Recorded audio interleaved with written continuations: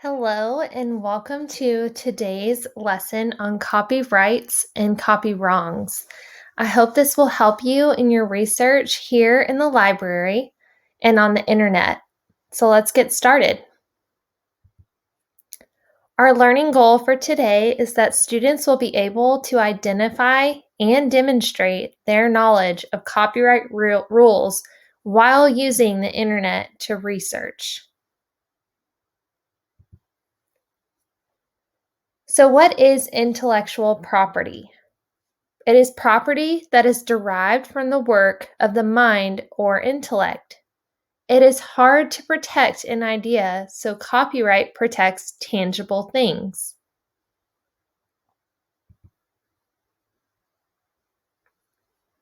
So, plagiarism is the first part of this that we're going to talk about. It's when you take someone else's work or ideas to pass them off as your own. You may have submitted English papers through a plagiarism checker like turnitin.com. The main question is, how do we avoid plagiarism, whether it is intentional or unintentional? This infographic from Creative Commons gives us some great tips, so let's take a look. 3 simple ways to avoid plagiarism. Number 1, summarize. The text you write is much shorter than the original text. You must reference the original source. You must use your own words, especially with a very limited use of quotations. So you take the original text and you summarize it down. Of course, you would need to give credit where credit is due, which we'll talk about in a little bit. Number 2 is to quote. When you quote a source, you must reference the original source. The text is produced in the exact length of the original text quoted, unless ellipses are used. You must use the original author's exact words and put quotation marks around them. Include the page number of the original source from which you borrowed the author's original language. And number 3, paraphrase. When you paraphrase, the text you produce may be shorter or longer than the original text. You must reference the original source and you must use your own words. So, what is copyright? Copyright laws are designed to protect a creator's right to be compensated or to control how his or her work is used. Without copyright laws, writers, artists, and media producers would not receive the compensation they deserve for their creations. Copyrightable work must be tangible, so written or recorded, and must be creative, as facts are not copyrightable. Nearly every original, tangible expression is copyrightable upon creation. This is the worldwide copyright symbol. With or without this symbol, intellectual property is protected under copyright law. When does that copyright law go into effect? As soon as it is created. So for copyright, things you want to think of: who can make copies of the work? Who can make derivative works from the original work or imitation works? Who can perform the work publicly? Who can display the work publicly? And who can distribute the work? Which leads us into fair use. Fair use is a limitation on copyright law that allows for use of protected works without permission. It is not part of the Federal Copyright Act, but recognized by courts and the Copyright Office as minimum standards for fair use in education. Basically, exceptions to the rules for educational purposes. 4 factors of fair use. What is the purpose of the information? Commercial use, nonprofit educational use, So if you intend to use the information as a means to profit or call it your own, that is copyright infringement. The fourth thing to think about, what is the nature of the copyrighted work? Typically, nonfiction falls under fair use, while fiction would be copyrighted work because fiction is a creative thing, whereas nonfiction is fact-driven or based on real experiences.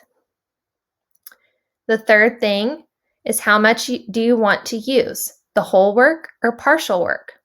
In general, it is never a good idea to use someone's whole work when researching, because then none of the ideas are original to you. However, if you want to use partials of the work, it is best to use small portions and not the work as a whole. The last thing to consider is what is the value of the copyrighted work? The number one way to infringe on someone's copyright is to try and monopolize on someone else's work.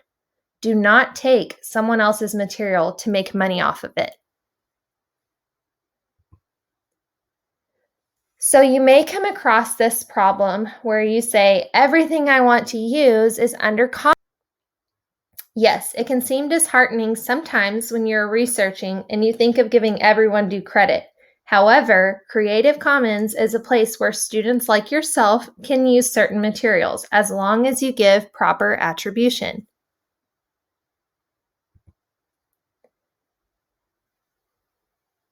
Creative Commons is a nonprofit organization that helps overcome legal obstacles to the sharing of knowledge and creativity to address the world's pressing challenges.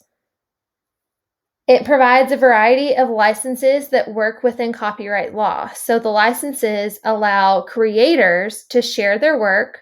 All you would need to do as the user is attribute the material, as seen here with this photo. I researched Creative Commons and this photo was there. All I had to do was copy and paste the attribution underneath so that people know where I got the photo. Seeking permission. Number 1, be specific. For printed materials, you need to give the page numbers and exact information about the material you're requesting to copy. If possible, send a photocopy. Then tell them how you'd like to use it. You want to make it as easy as possible for them to hand over your request. If they have to work for it, your request likely won't be fulfilled in the way you want it. Another thing to consider are fees. There may be a fee involved with your request. Fees are sometimes negotiable, so don't be afraid to bargain with them. If you decide against using material that you requested, let the publisher or the producer know. Sometimes this can release you from paying for the information if you never used it. To protect yourself, it is the best practice to document all correspondence in the request process. And the last, the meaning of royalty fee varies.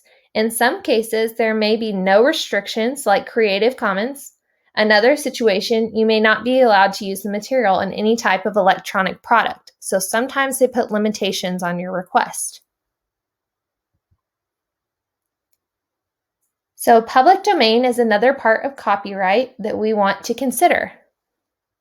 Permission is not needed for use of materials in the public domain. Copyright does expire and will eventually become public domain. So to explain that, just a little bit of history for you. The Copyright Act of 1976 said copyright would last for the life of the author plus 50 years, or 75 years for a work of corporate authorship. In 1998, the Sonny Bono Copyright Term Extension Act made anything made in 1923 or after still protected by copyright until January 1st, 2019 or later. Works created before January 1st, 1978 can remain protected until the end of 2047.